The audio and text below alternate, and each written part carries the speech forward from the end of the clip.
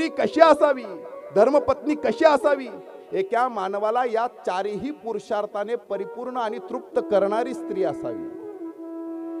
चारही. ज्यावेळेस आपल्या जीवनामध्ये एखादा रोग येतो ना, रोग आल्यानंतर एक काळामध्ये आपल्या आयुष्यामध्ये इतिहासामध्ये ऐतिहासिक घटना घडली. कोरोना आला, ठीक आहे. आणि त्या कोरोना आल्यानंतर आपल्या जीवनातली करुणा संपली होती. एकही व्यक्ती करुण नव्हता राहिला.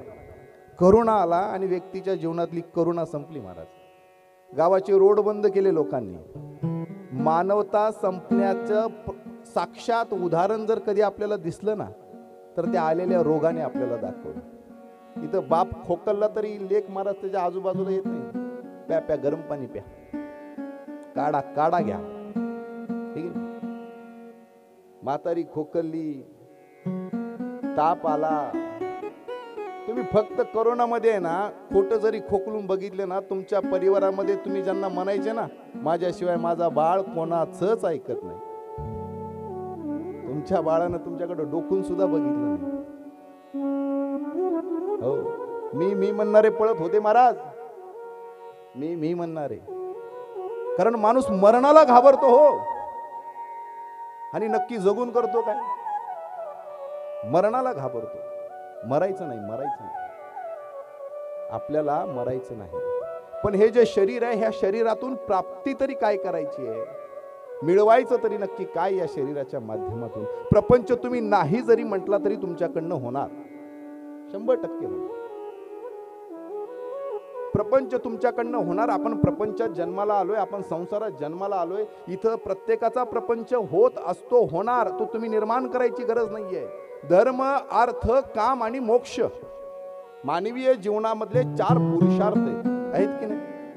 धर्म, अर्थ, काम आणि मोक्ष, हे 4 पुरुषार्थ मानवीय जीवनामध्ये आहेत. मी काल बोलत असताना तुम्हाला सांगितलं की स्त्री म्हणजे स्त्री म्हणजे धर्मपत्नी. प्रत्येकाची असते, प्रत्येकाची आहे. पण ती स्त्री कशी असावी, धर्मपत्नी कशी असावी, एका मानवाला या चारही पुरुषार्थाने परिपूर्ण आणि तृप्त करणारी स्त्री असावी. चारही पुरुषार्थाने. ज्या घरातली स्त्री धर्मपत्नी, जी आपल्या घरातली धर्मपत्नी आपल्या पतीला धर्म कार्य करण्यासाठी प्रवृत्त करते,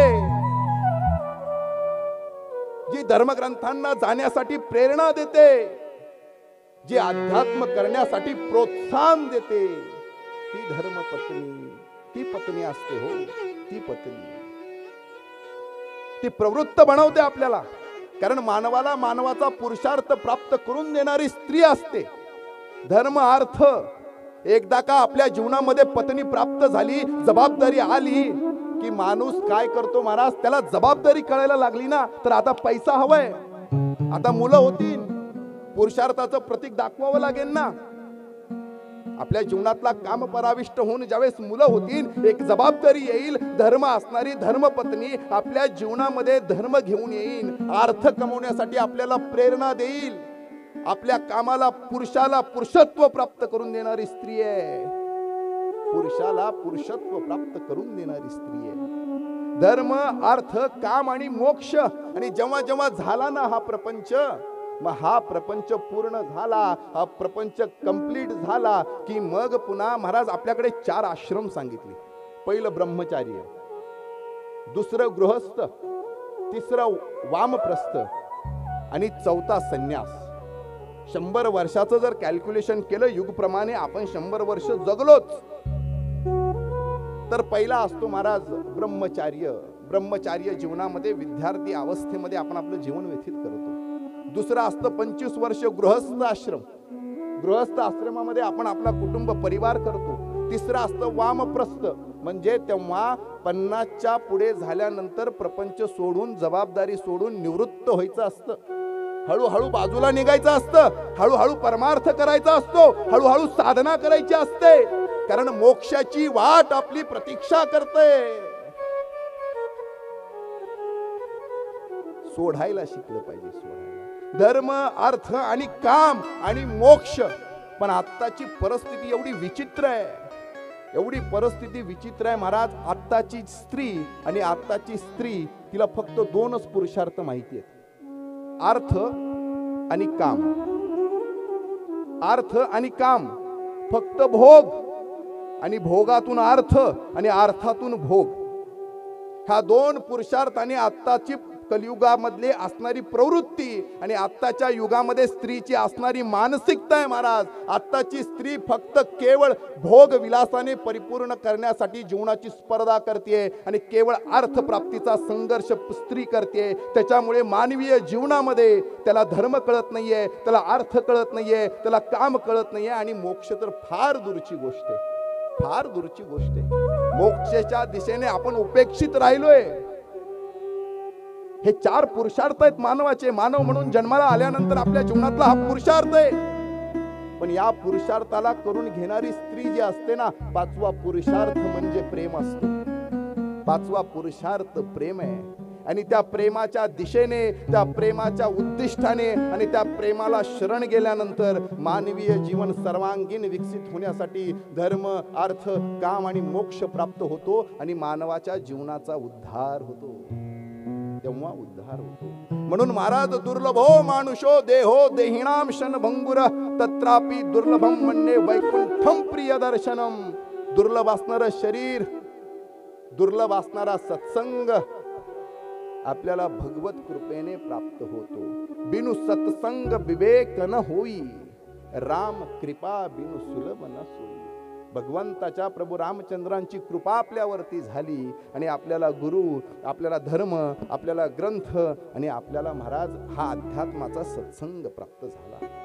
तर आपल्याला मृत्यू कळला पाहिजे आणि मृत्यू सोडता आला पाहिजे. कळते ना माझी भाषा? कळतंय ना आपल्याला? आवाज येतोय का व्यवस्थित?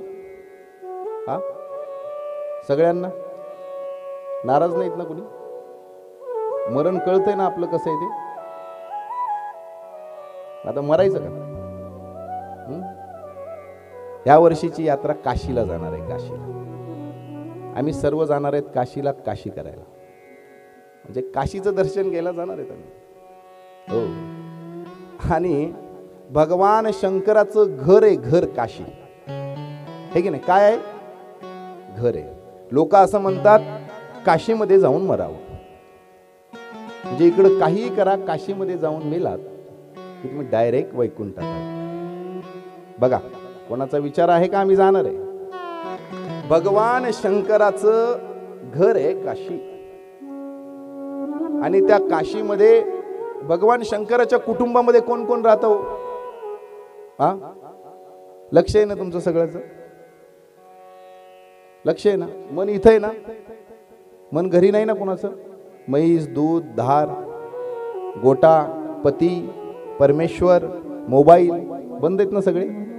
2 तासासाठी प्रामाणिक, ठीक नाही? कधी कधी आपण प्रामाणिक होणं फार गरजेचं असतं, आणि जो व्यक्ती प्रामाणिक नाही त्याला काहीच भेटत नाही. जीवन जगत असताना वर्तमान परिस्थितीमध्ये सुरू असणारी घटना ती माझ्यासाठी सर्वात मौल्यवान आहे, ती कुठलीही असो. आपण ज्यावेळेस जिथं आपलं शरीर असतं ना, जिथं आपलं शरीर असतं तिथं आपलं मन असायला लागलं ना, आपण जिंकलो.